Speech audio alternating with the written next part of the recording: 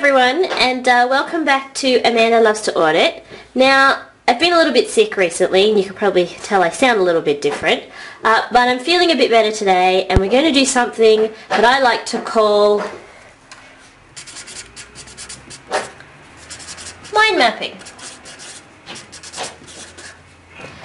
So what exactly is mind mapping? Well, imagine this is your brain. What students tend to do when they study a lot is they tend to read a lot of information, reread, restudy, and they focus on putting information into their brains, but they don't actually focus on taking information out. And that is what you need to do in an exam. So we're going to learn about how we can not only focus on putting stuff into our brain, but practice on drawing that information out. And the way we're going to do that is with a mind map. So, I asked on Facebook for my students to give me a term that we might use in auditing to something that they might be interested in doing a mind map on. And so the word that came up was audit opinions. Okay, so I'm going to show you how I'm going to use the word audit opinion and link that to every single part of the audit.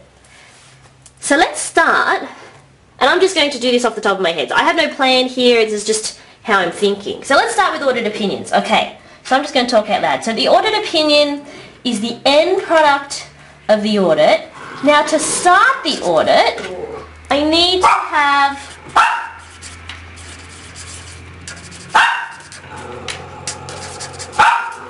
an engagement letter.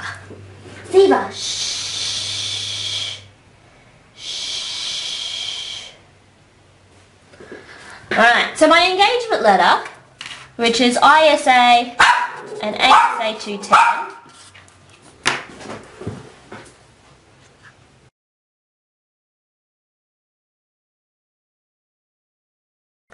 alright, sorry for that short interruption there. So I've got my engagement letter, and my engagement letter says that I need to do a couple of different things, but I need to perform an audit to be able to generate my audit opinion. And when I do that audit, I need to do it in accordance with accounting standards, alright, as my framework for the accounting information, and my auditing standards. Okay. So, of course, what auditing standard applies to audit opinions? 700, 705, 706. And obviously we know we have all of our accounting standards, whether you're using Australian accounting standards, international financial reporting standards. So, I need to generate an audit opinion. How do I actually do that? Well, to generate an opinion, I must collect audit evidence.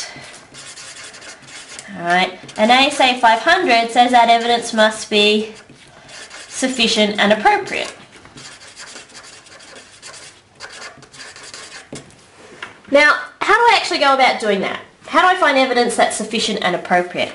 Well, we know that there are two sorts of audit strategies that we can use. A controls-based approach and a substantive approach. Now, to be able to do a controls-based approach, I need to understand the internal control framework of the firm, and that comprises of the following components. On the bottom we have our control environment, then we have the client's risk assessment, the control activities of the firm, monitoring and information and communication. To be able to do the substantive tests, of course, we need to understand what assertions are at risk. We need to understand our assertions. We need to understand what sort of control risks there might be. We need to understand whether there might be any inherent risks. Now, this inherent risk information and this internal control information, we should gather what we call an understanding of the client right at the beginning. Alright, that's ISA 315 or ASA 315. right at the beginning of the audit, after we've signed our engagement letter, forms our foundation. Now, regardless of whether we're control or we're substantive testing, both of those are going to require us to use audit procedures. Alright, some method of actually collecting that evidence. Now, we know that there are a number of different options. There's vouching, tracing, recalculation, analytical procedures, inspecting documents, talking to people, confirming with people. Alright, so regardless of our procedures, we can use any of these procedures to test the controls or test substantively, but in the majority of those circumstances, I'm going to be sampling.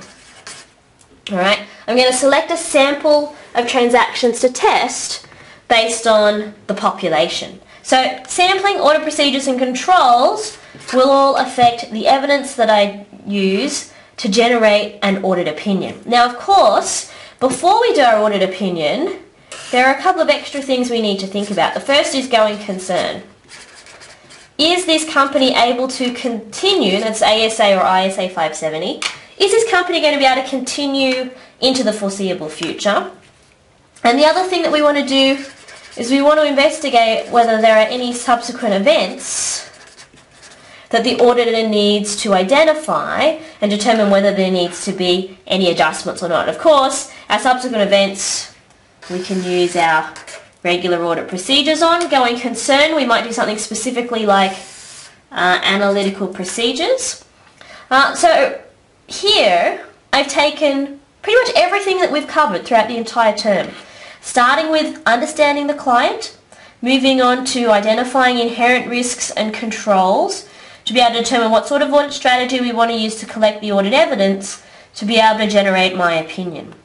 So here I'm practicing connecting subjects of information together into one big diagram, because auditing isn't a standalone topic. We don't just learn just about audit evidence without considering the impact of what procedure am I using? Should I be sampling? What internal controls are in place? What are the substantive tests we might do? What are the inherent risks? What are the assertions that I'm concerned about? So auditing involves using all of this information all together all of the time. Now, this diagram today was based on starting with audit opinions, and I've done this at the very high level for all the topics that we covered in our course. But you could do this just for inherent risks of sales or auditing the sales account. My diagram that I've drawn right now might be different if I'd been given a different initial starting point. It'll be different depending on what I've read or what I've studied during that day. So this is a really good study tool I recommend for students in trying to practice putting the big picture of auditing all together.